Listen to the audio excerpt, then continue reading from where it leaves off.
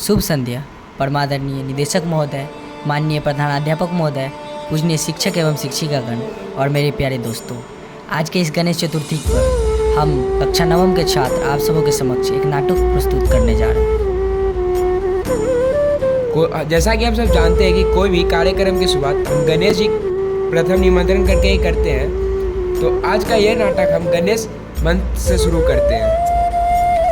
वक्रतुंड महाकाय सूर्यकोटि समप्रभ निर्विघ्नं कुरु मे देव सर्वकार्येषु सर्वदा। इसी के साथ हम अपने नाटक का आरंभ करते हुए और हमारे नाटक के प्रथम दृश्य में हम गणेश जी का उत्पत्ति कैसे हुई इस घटना को देखेंगे।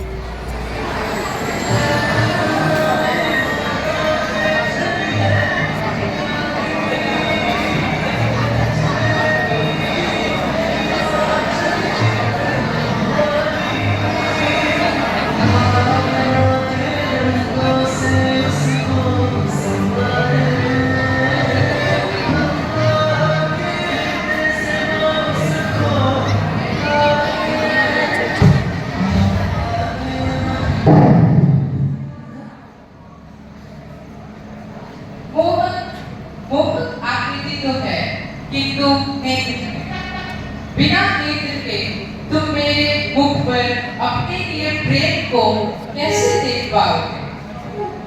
यदि कान नहीं होंगे तो तुम मेरे स्वर कैसे सुन पाओगे?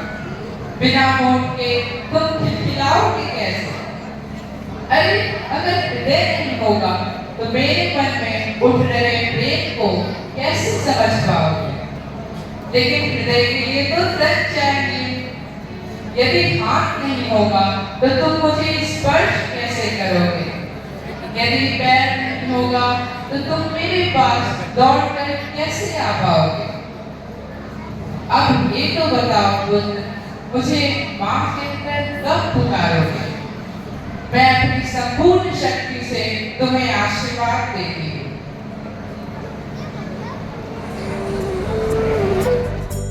अब भगवान श्री नारायण की कृपा से वह मिट्टी का मूर्ति एक बालक परिवर्तित हो गया।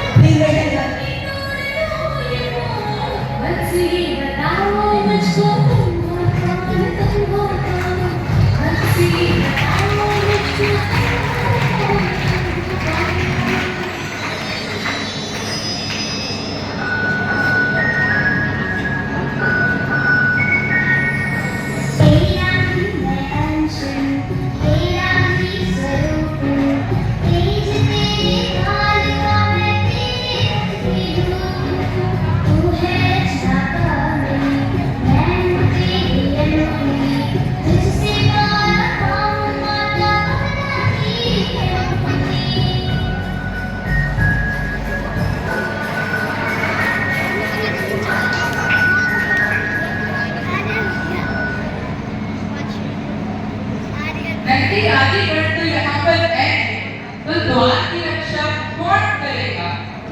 आप चिंता न करें माँ, द्वार की रक्षा मैं करूँगा। मैं तो आपकी ही सेवा में आया हूँ। आप मुझे आशीर्वाद दें।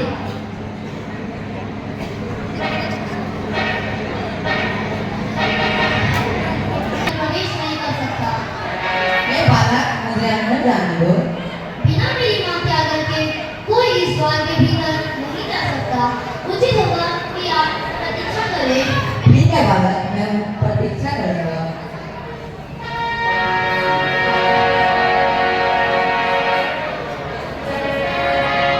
प्रभु क्षमा करें, लेकिन आप एक बालक के कहने पर ही अपने ही भवन में जाने से रुक गए। कहो तो मैं कुछ करूं?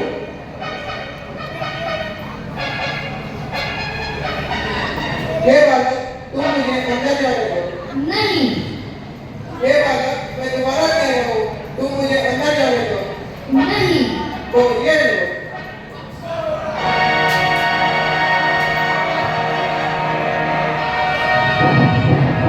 प्रभु, ये बालक बहुत ही जिद्दी और शक्तिशाली है। आप स्वयं ही कुछ करें। वहीं रुक जाइए। किसी को भी आगे जाने की अनुमति नहीं है। अगर आप नहीं रुके तो मैं आप पे प्रहार करने के लिए विवश हो जाऊंगा।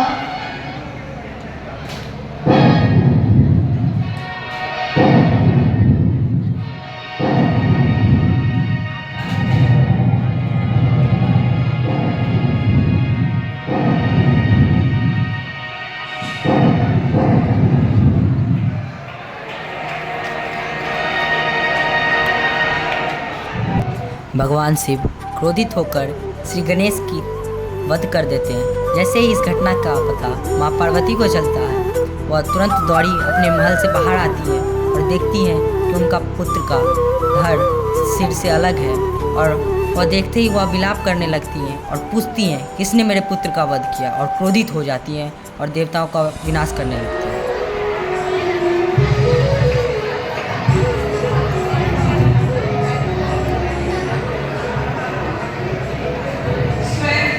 स्वयं नारायण के वरदान से प्राप्त पुत्र मुझे छोड़कर कैसे जा सकता है?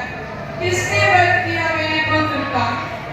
देवतागण, आप बताइए, मेरे पुत्र का वध किसने किया? नंदीगण, आप बताइए, मेरे पुत्र का वध किसने किया? स्वामी, आप तो बताइए, किसने वध किया मेरे पुत्र का? आपका अपराधी मैं हूँ पार्वती, मैंने वध किया है। मेरा पुत्र नहीं रहेगा तो ये संसार नहीं रहेगा। मेरे पुत्र का विनाश हुआ है, अब इस संसार का विनाश होगा। शांत हो जाइए पार्वती, शांत। क्षमा करें। आपके पुत्र को मैं पुनर्जीवित करूंगा। देवगण, आप लोग उत्तर की दिशा की ओर जाए और सर्वप्रथम जो नवजात शिशु आपको दक्षिण की ओर करके मुख नजर आए तो उसका शीश ले आए। परंतु यह ध्यान रहे कि यह कार्य 2 पहरों में हो जाना चाहिए। देवगण, जल्दी चले, हमें 2 पहरों में लौटना भी है।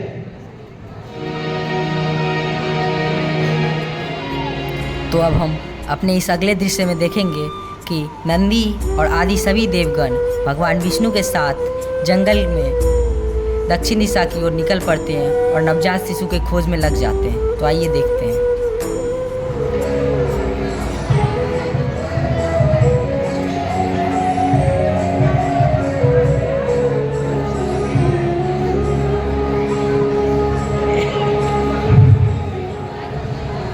देखिए देवगण, गज का नवजात शिशु जो कि दक्षिण दिशा की ओर शीश करके लेटा हुआ है, नंदी।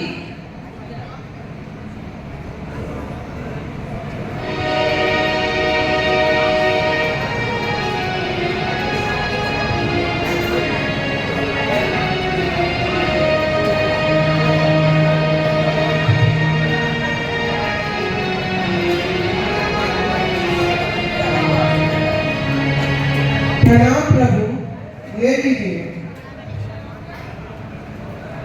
प्रभु, मुझे एक शंका है। हम तो नवजात शिशु का शीश ले आए, लेकिन इसे आपके पुत्र के धड़ से चुनेगा। इंद्रदेव, शायद आप भूल गए, यह कार्य सिर्फ और सिर्फ अश्विनी जी कर सकते हैं, जो कि एक शल्य चिकित्सक है। बिना विलंब किए उन्हें जल्दी मिलाएं, समय बीता जा रहा है।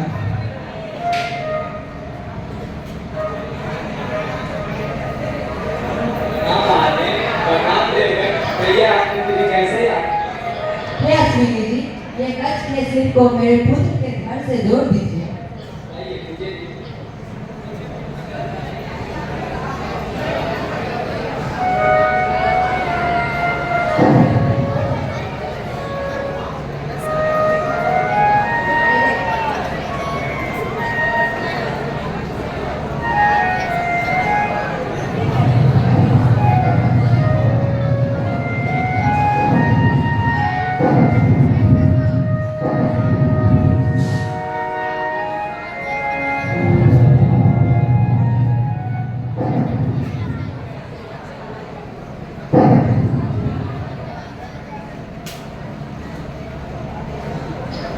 वाले गणेश जी के शरीर चार सजाए।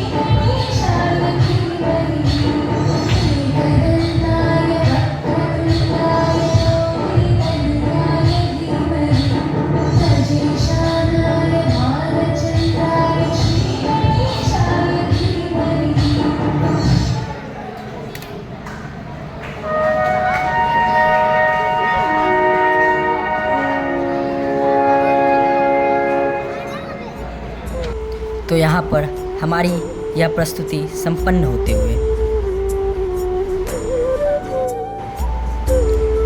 पग में फूल खिले हैं, पग में फूल खिले हैं, हर खुशी आपको मिले, कभी ना हो दुखों का सामना, यही है हमारी गणेश चतुर्थी की शुभकामना।